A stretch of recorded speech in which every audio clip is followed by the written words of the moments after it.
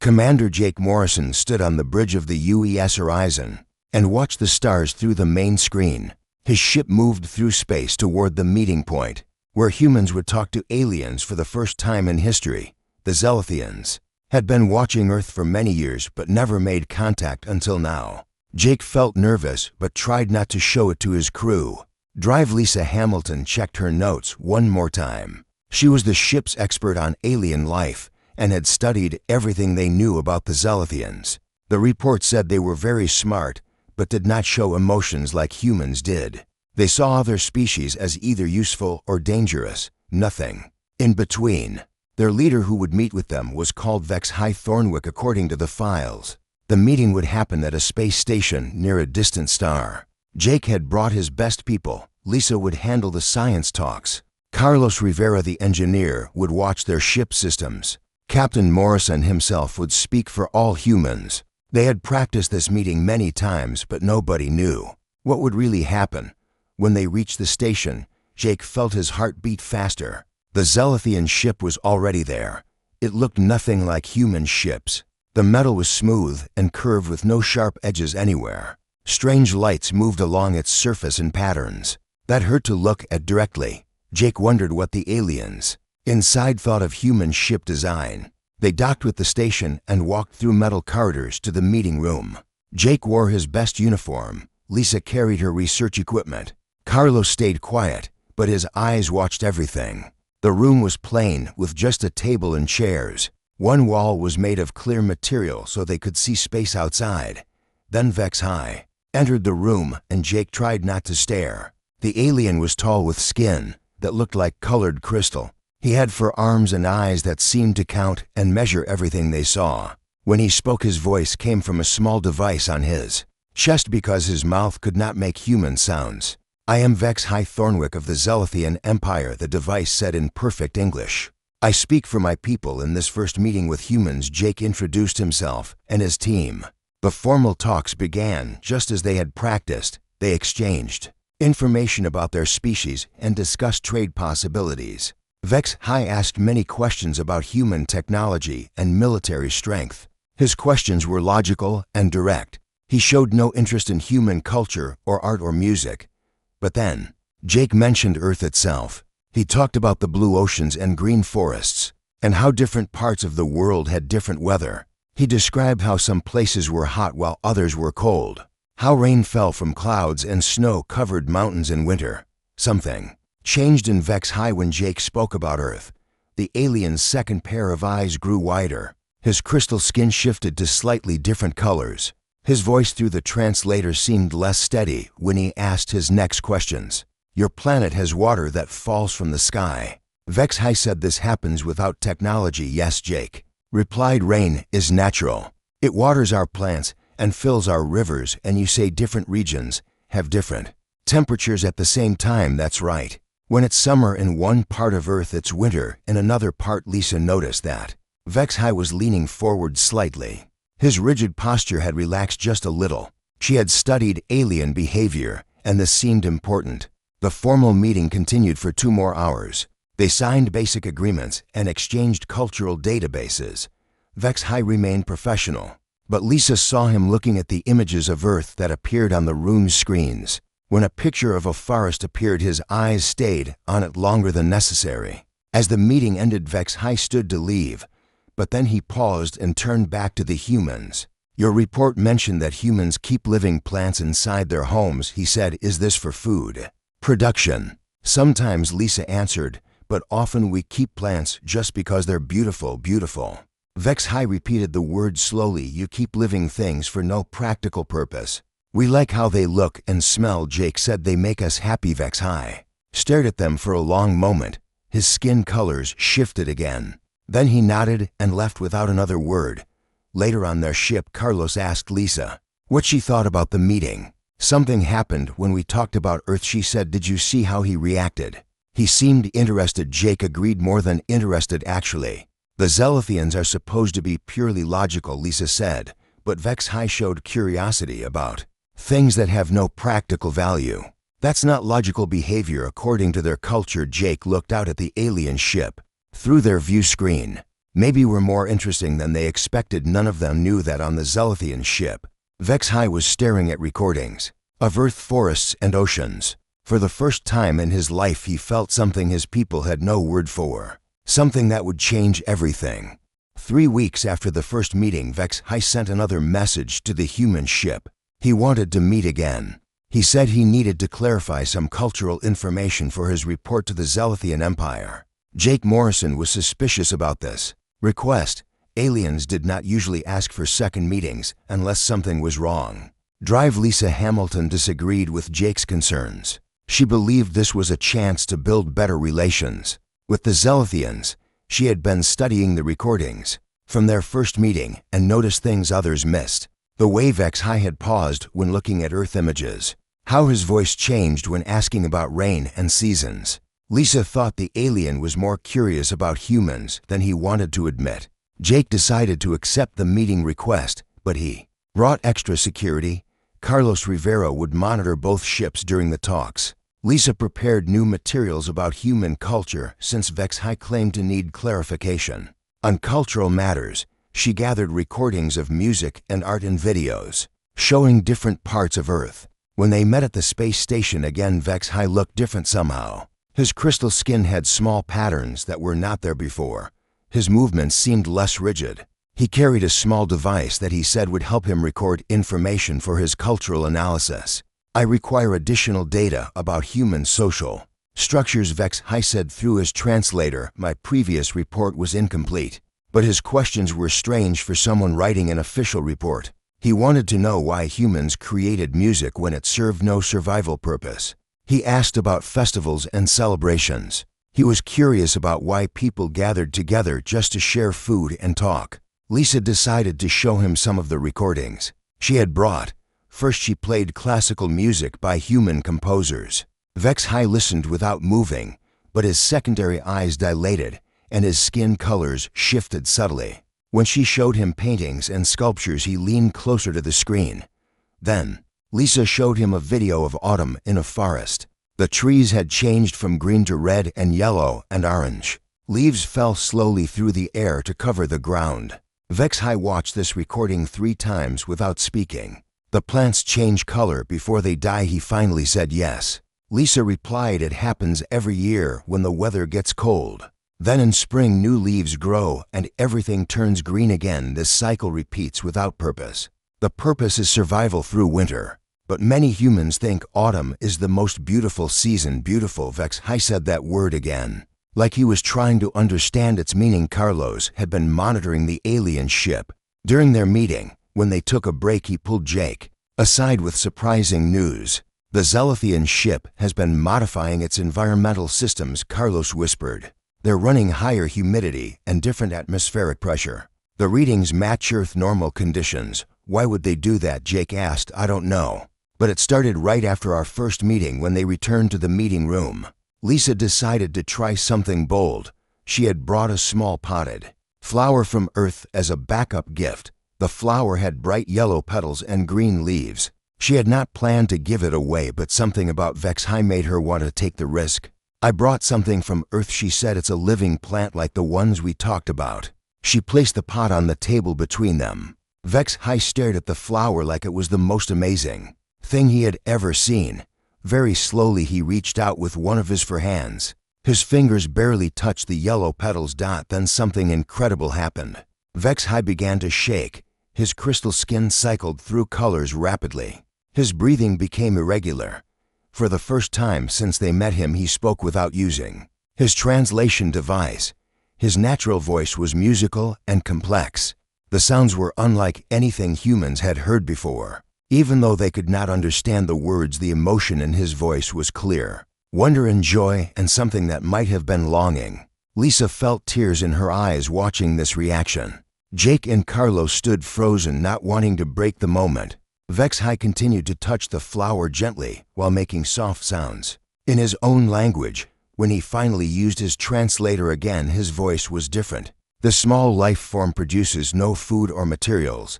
He said it serves no function except to exist. That's right, Lisa said softly. We think it's beautiful on Zelther Prime. We have no such things. Vex-High continued. All life serves a purpose.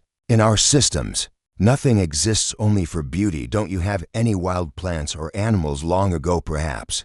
But we improved our world. We made it efficient, clean, perfect. The way he said the word perfect made it sound like a curse instead of a blessing. Vexhai carefully picked up the potted flower. He held it close to his face and seemed to breathe in its scent.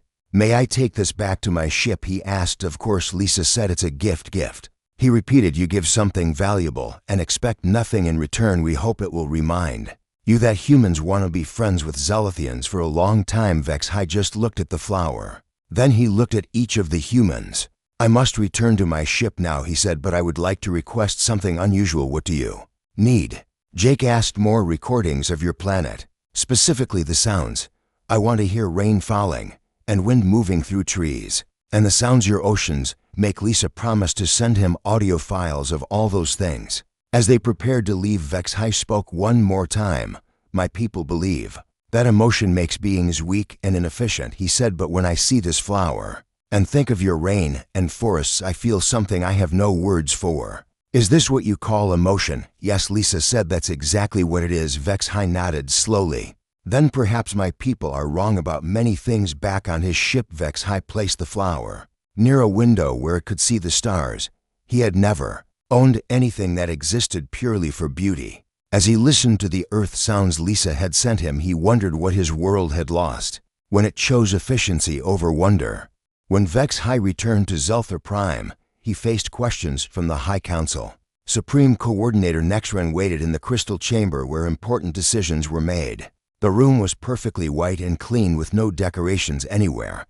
Vexhai had never noticed how cold it felt until now. "Your report on the humans is unusual," Nexran said in the flat, emotionless voice. "All Zelithians used you write extensively about their cultural practices, but provide minimal data on military capabilities." Vexhai tried to explain that understanding human culture was important for successful diplomacy. But as he spoke, he realized his words sounded weak even to himself. How could he tell the council that he spent hours watching recordings of human children playing in parks? How could he explain his fascination with couples dancing together or families sharing meals? These concepts did not exist in Zelithian society. Children were raised in community centers by trained specialists. Adult Zelithians paired only for reproduction and did not form emotional bonds. Meals were consumed alone for maximum efficiency. The idea that beings would gather just to enjoy each other's company seemed impossible to his people. The humans appear to waste significant resources on non-functional activities. Nexren continued, art creation, music performance, cultivation of unnecessary plant life, yet you recommend continued diplomatic contact. Explain this reasoning." Vexhai felt trapped between two truths. His logical training told him that Zelithian efficiency was superior, but something new inside him rebelled against that cold logic. When he thought of the yellow flower now growing in his private quarters, he felt warmth. That had nothing to do with temperature. "The humans possess technologies we could find useful," he said carefully. "Their emotional connections make them unpredictable in conflict, but also creative in problem-solving, creativity through emotion." Nexren spoke the words like they tasted bad. "This contradicts established Zelithian science. Emotion leads to inefficiency and error. How do you explain their technological advancement?" Vexhai had been thinking about this question. Since his return, humans had developed space travel and artificial intelligence despite their emotional nature. Or, perhaps because of it, their art and music showed the same creative thinking that built their machines. Meanwhile, on Earth, humans debated their own response to Zelithian contact. General Patricia Stone met with other military leaders in a secure room deep underground. She spread out star charts showing Zelithian territory and ship positions. "They have superior technology and numbers," she told the group, "if they decide humans are a threat.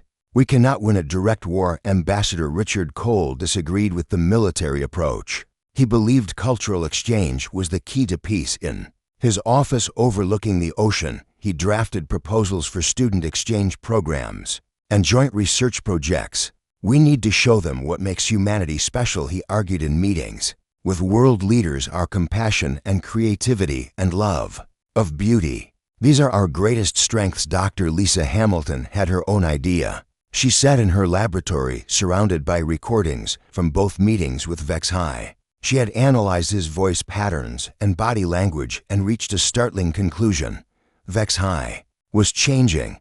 The alien who first met them had been purely logical and controlled. But in their second meeting, he showed curiosity and wonder and something very much like joy. Lisa believed direct exposure to Earth itself might complete this transformation. She wrote a proposal that shocked everyone who read it. Invite Vex High to visit Earth. Let him experience the planet firsthand instead of just seeing recordings. Show him forests and oceans and mountains in person. Most officials thought the idea was too dangerous. What if Vex High was a spy gathering intelligence for an invasion? What if other Zelithians discovered the visit and saw it as a provocation? But Lisa argued that the potential benefits outweighed the risks. The debate reached the highest levels of government. Presidents and prime ministers discussed the proposal in emergency sessions. Some wanted to capture Vex High if he came to Earth and study his technology. Others worried that any alien visitor would cause panic among Earth's population. In the end, they decided to extend the invitation, but keep it secret from the general public. Only essential personnel would know about Vex High's visit. If something went wrong, they could deny the whole thing ever happened. The invitation was sent through diplomatic channels to the Zelithian embassy station. It reached Vex High while he was being questioned by council investigators about his unusual behavior. Diplomat Vex High has requested extended leave for personal research. One investigator reported to Nexran. He claims to be studying human psychology, but provides no detailed research plan, and his quarters have been modified with unauthorized environmental controls. Another added the temperature and humidity levels match readings from the human homeworld. Nexran reviewed these reports with growing concern. Vex High had been their most reliable diplomat for decades. His logical approach to alien contact had served the Empire well, but now he showed signs of the very emotional contamination they feared from lesser species. When the human invitation arrived, the council saw it as either a trap or an opportunity. If Vex High was compromised, this would prove it beyond doubt. If he remained loyal, the visit might provide valuable intelligence about human defenses.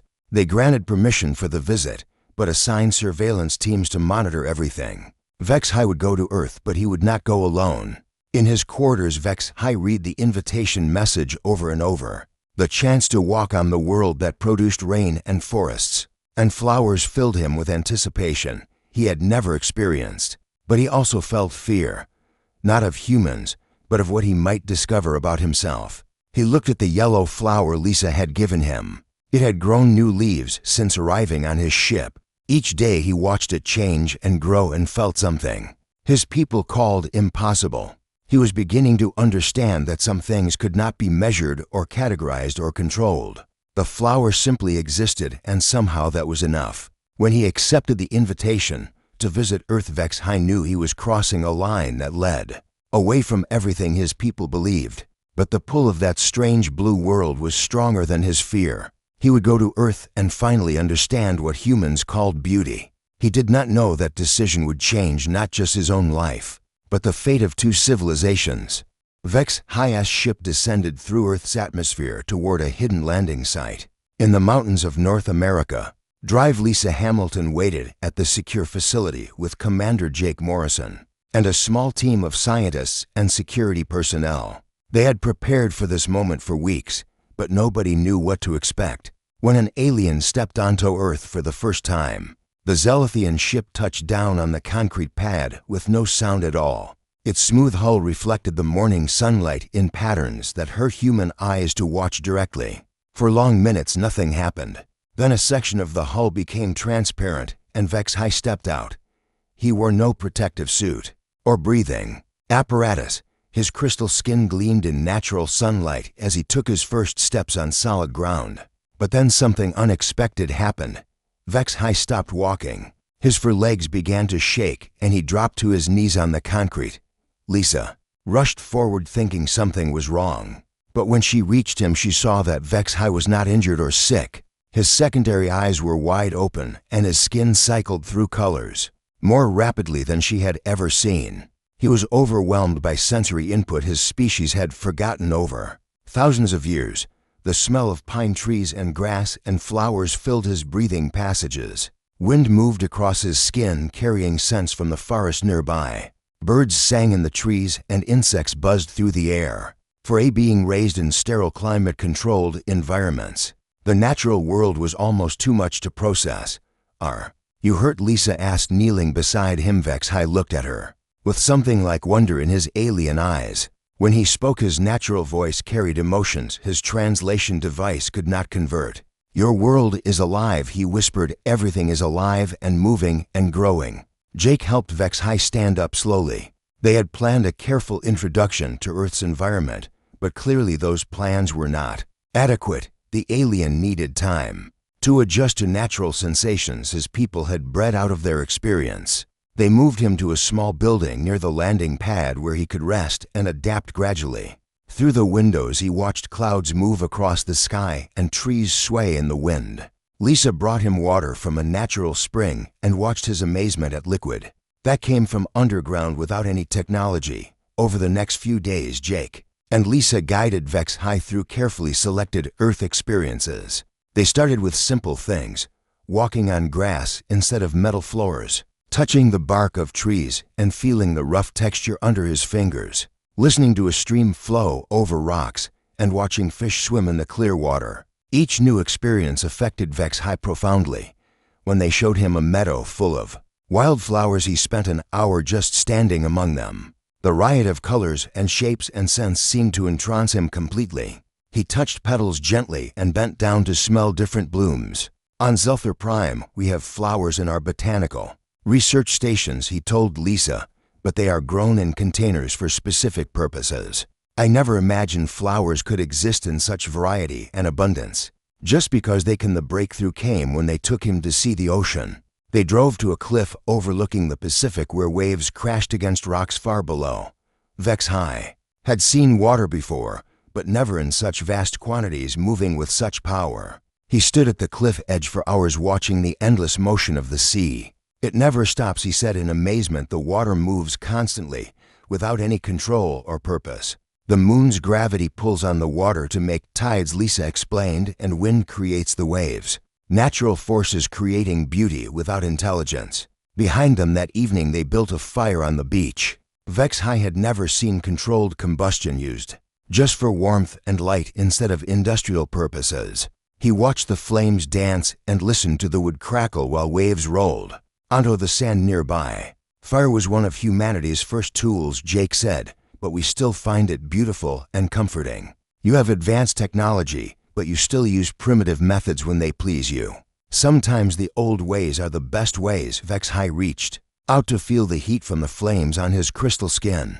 The warmth felt different from the regulated heating systems on his ship. This heat came with flickering light and the smell of burning wood, and the sound of sparks crackling in the air. The moment that changed everything came during their third day, when a rainstorm moved in from the ocean. Lisa and Jake ran for shelter under a nearby pavilion, but Vex-Hi remained standing on the beach. The first drops of rain struck his upturned face, and he gasped in shock. "Vex-Hi, come inside," Lisa called. "You'll get wet." But the alien did not move. Rain fell harder, soaking through his clothes and running down his crystal skin. He spread all four arms wide and tilted his head back to catch more water in his mouth. For the first time in his life, he was experiencing precipitation directly on his body. Thunder rumbled overhead, and lightning flashed in the dark clouds. Wind drove the rain sideways across the beach, creating patterns in the sand. Vex-Hi stood in the storm, drinking in sensations that his sterile homeworld could never provide. When the rain finally stopped, he walked slowly to where the humans waited. Water dripped from his hair and clothes, but his expression was peaceful, in a way they had never seen before. "Your world sings," he told Lisa. "Every drop of water and blade of grass and grain of sand is part of a vast symphony that never ends." "I never thought of it that way, but yes, I suppose it does. My people forgot how to hear music that was not created by intelligence. We forgot that beauty can exist without purpose or design." That night they sat by the fire again, while Vex-Hi's clothes dried. He talked about his homeworld where everything was planned and controlled and efficient. Cities under domes with perfect temperatures and no weather. Food grown in laboratories to exact specifications. Art created by computers to mathematical formulas. We achieved perfection, he said, but perfection is silent. It does not sing like your world sings. Lisa watched the alien stare into the flames and wondered what this experience was doing to him. Vex-High was changing in ways that went far beyond learning new information. He was becoming something different from what he had been, something his own people might not recognize or accept. What? Will you tell the council when you return home? She asked. Vex-High was quiet for a long time before answering. I will tell them that humans are not just another species to be cataloged and categorized. He said, I will tell them that your greatest strength is not your technology or your numbers, but your ability to find meaning in simple things. He picked up a handful of sand and let it run through his fingers. And I will tell them that some of us have forgotten what it means to be alive. The Zelithian surveillance team discovered Vex-High's unauthorized visit to Earth. On his 5th day there, War Commander Zekmer received the alert while patrolling the outer edge of Zelithian space. His orders came directly from Supreme Coordinator Nexran and were simple. Retrieve the compromised diplomat immediately and assess whether humanity posed a contamination threat to the Empire. Zekmer assembled a strike force of 12 ships and set course for the human homeworld. He had served the Empire for 40 years and never questioned orders before. But something about this mission felt different. Why would the Council send warships to collect one diplomat? What made this human world so dangerous that it could corrupt a trained Zelithian operative? On Earth, Dr. Lisa Hamilton was showing Vex-High a botanical garden when her communication device buzzed with an emergency message. Long-range sensors had detected Zelithian ships approaching Earth at high speed. Estimated arrival time was 6 hours. Jake Morrison reached them within minutes, driving a military vehicle at dangerous speeds. His face was grim as he helped them into the transport. We need to get Vex-High back to his ship immediately, he said. 12 Zelithian warships are coming, and they don't look friendly, but Vex-High surprised them both by refusing to leave. I will not return to Zelther Prime, he said calmly. Not as I was before coming here. They'll destroy Earth to get to you, Lisa protested. No. Vex-High replied, Zelithians do not destroy what might be useful. They will demand my return and threaten consequences, but they will not attack without provocation. Jake was not convinced. He had seen the sensor readings showing the firepower of the approaching ships. Even if the aliens did not want to destroy Earth, they could easily do so if diplomacy failed. They reached the landing site as Admiral Helen Cross arrived with 3 human destroyers. She had orders to protect Earth, but also to avoid starting an interstellar war. The balance between those 2 goals might prove impossible to maintain. The Zelithian fleet took positions around Earth with weapons powered, but not targeted. Zekmer's command ship moved into communication range and broadcast a message to the planet below. This is War Commander Zekmer of the Zelithian Empire. We demand the immediate return of diplomat Vex-High who has violated protocols by visiting your world without authorization. You have 1 hour to comply or face consequences, Admiral Cross responded from the orbital defense station above North America. This is Admiral Cross speaking for Earth Defense Command. Diplomat Vex-High is here as our invited guest. He is free to leave whenever he chooses, but we will not force him to go. The diplomat is compromised and cannot make rational decisions. Return him to our custody immediately. Jake Morrison stood beside Vex-High at the landing site, listening to the exchange over radio. The alien's skin colors had shifted to patterns Jake had never seen before. Dark blues and purples that seemed to indicate determination or perhaps defiance. What does compromised mean to your people? Jake asked. It means I have been infected by foreign ideas that prevent logical thinking. Vex-High replied, in their view contact with human culture has damaged my ability to serve the Empire, and they're right about that. Yes, they are absolutely correct. I cannot serve an empire that fears beauty and calls emotion a disease. Lisa had been monitoring communications between the Zelithian ships. Something strange was happening in their fleet. Several ships were requesting permission to send small parties to Earth's surface. Others were asking for copies of Vex-High's cultural reports. The crisis reached its peak when Zekmer himself requested transport down to the landing site. He came alone in a small shuttle wearing full battle armor and carrying weapons. But when he stepped onto Earth's soil, the same thing happened to him that had happened to Vex High. The war commander stopped walking and stood perfectly still for several minutes. His helmet sensors were feeding him information about Earth's atmosphere and biosphere that his filtered ship environment had hidden. The smell of growing things and the feeling of wind and the sounds of birds and insects overwhelmed his military conditioning. "What is this place?" he whispered through his suit communicator. "This is Earth," Vex High replied.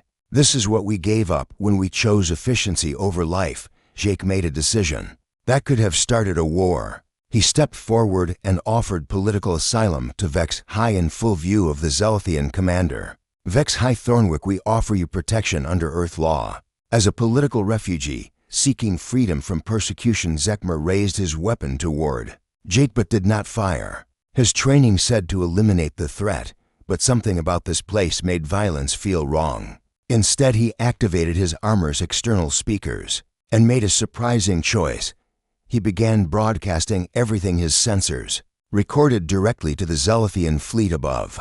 The sounds of wind through trees and birds singing and water flowing over rocks. The visual spectrum of a sunset painting the sky in colors that did not exist on Zelther Prime. The complex sense of flowers and earth and growing things mixed together. The effect on the Zelithian crews was immediate and devastating. Beings who had never experienced natural beauty found themselves overwhelmed by sensations they had no words for.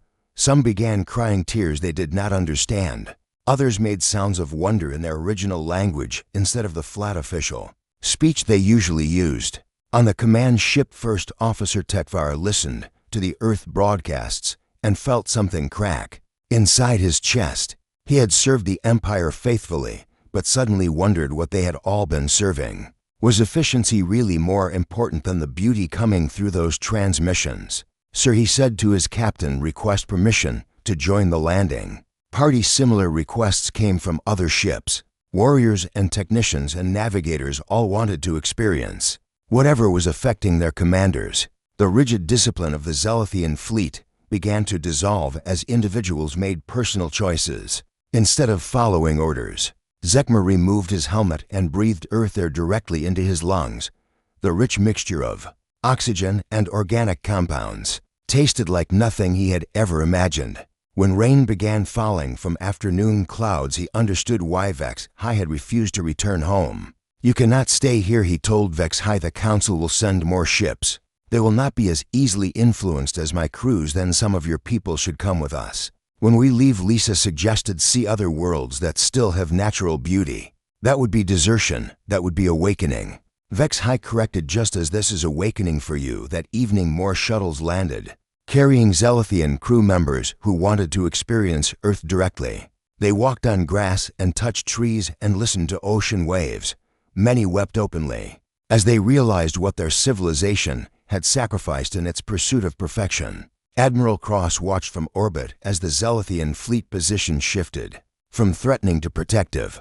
Instead of preparing to attack Earth, the alien ships were defending the world that had shown their people something they had forgotten existed. The revolution had begun not with weapons or speeches, but with rain falling on crystal skin and wind carrying the scent of flowers through the air. The crisis ended in a way nobody expected. War Commander Zekmer made a decision that defied everything he had been taught about duty and obedience. Instead of forcing Vex High to return, he requested permission from Admiral Cross to establish a temporary Zelithian embassy on Earth. "My people need time to understand what has happened here," he explained during emergency negotiations. "Half my fleet is requesting extended shore leave. Others want to resign their commissions entirely." Supreme Coordinator Nexran's response from Zelther Prime was swift and harsh. He declared Zekmer's entire fleet to be contaminated and ordered them to return immediately for reconditioning. When they refused, he sent a larger force under different commanders to retrieve them by force. But word of Earth's effect on Zelithians had already spread through their communication networks. The sensory recordings that Zekmer broadcast reached other worlds in the Empire. On planets where Zelithians lived in sterile domed cities, some began to question why they had abandoned the natural environments their ancestors once knew. The empire began to split along ideological lines. Conservative elements led by Nexran saw Earth as a dangerous influence that threatened their perfect society. Progressive factions inspired by Vex High's transformation argued that perfection without beauty was meaningless. On Earth itself, changes were happening rapidly. Vex High became the first permanent alien resident in human history. He worked with Dr. Lisa Hamilton to establish cultural exchange programs that brought selected Zelithians to Earth, while sending human artists and philosophers to worlds that still retain some natural beauty. The programs were carefully managed to prevent the culture shock that had overwhelmed the first visitors. Zelithians learned about Earth gradually through virtual reality experiences before visiting in person. Humans received extensive training about alien psychology before traveling to other worlds. Jake Morrison found Vex High in the botanical garden 6 months after his arrival. The alien had become the unofficial ambassador between their species, but he spent most of his free time among the flowers and trees. He was tending a small plot where he grew earth plants alongside specimens from his homeworld. How are they adapting? Jake asked, looking at the alien plants better than expected. Vex High replied, these Zelithian flowers have been in sterile environments for so many generations. I thought they might not survive natural conditions.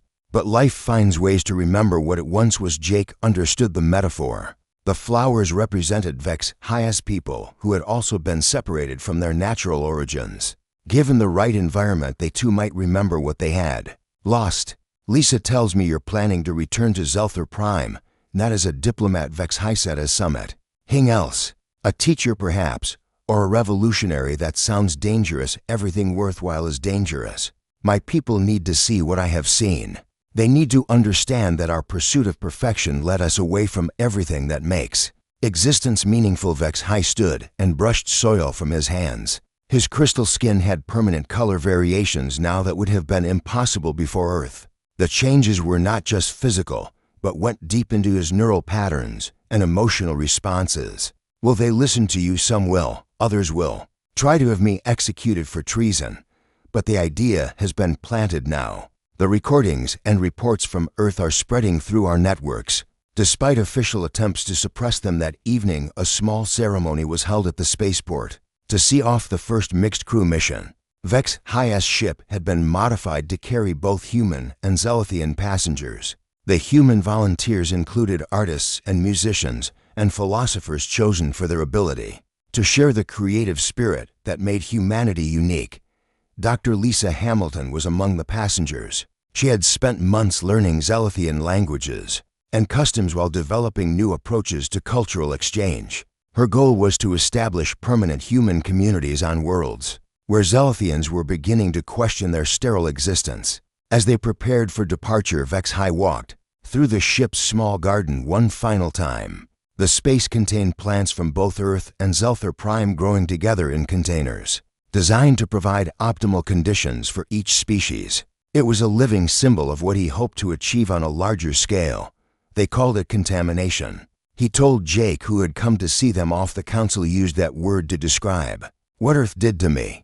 But contamination implies corruption or damage, and you don't think you were damaged. I was awakened. There is a difference between damage and growth. My people forgot that difference long ago. The ship's departure was watched by representatives from dozens of worlds. News of the Human-Zelithian alliance had spread through the local galactic region, inspiring other species to reconsider their relationships with Earth. Some requested their own cultural exchange programs. As Vex High's ship accelerated toward hyperspace, Jake received a final message from his alien friend.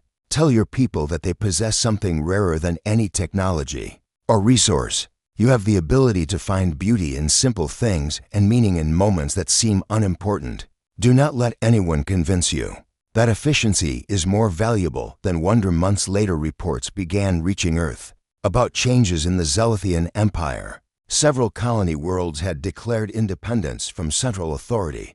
Others had begun removing the domes that separated their cities from natural environments. Young Zelithians were growing plants in their homes and gathering in groups, just to share experiences.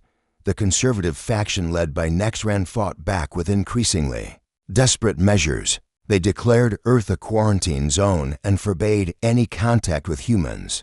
But ideas once planted are difficult to destroy.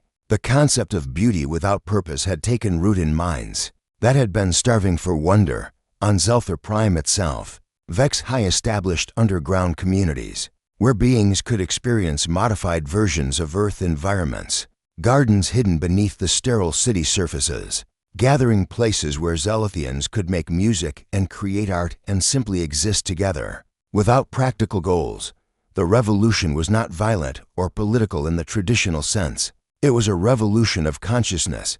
Beings who had forgotten how to dream were remembering what their ancestors had lost in the pursuit of perfection. Years passed before Vex High was able to send another message to Earth. When it came, the words were simple but carried profound meaning. The flowers are growing. He wrote in secret gardens across 100 worlds, the flowers are growing. My people are learning to sing again. Dr. Lisa Hamilton read the message in her office overlooking the ocean, where she had first shown Vex High the power of natural beauty. Through her window she could see waves rolling onto the beach and birds flying through the sky, simple things that her alien friend had taught her to see with new eyes. Humanity had made first contact with an alien species and discovered something unexpected.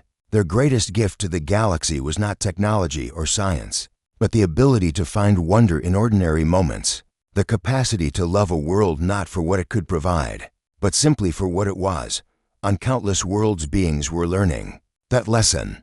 The first alien who fell in love with Earth had become the teacher of a revolution built on beauty instead of conquest.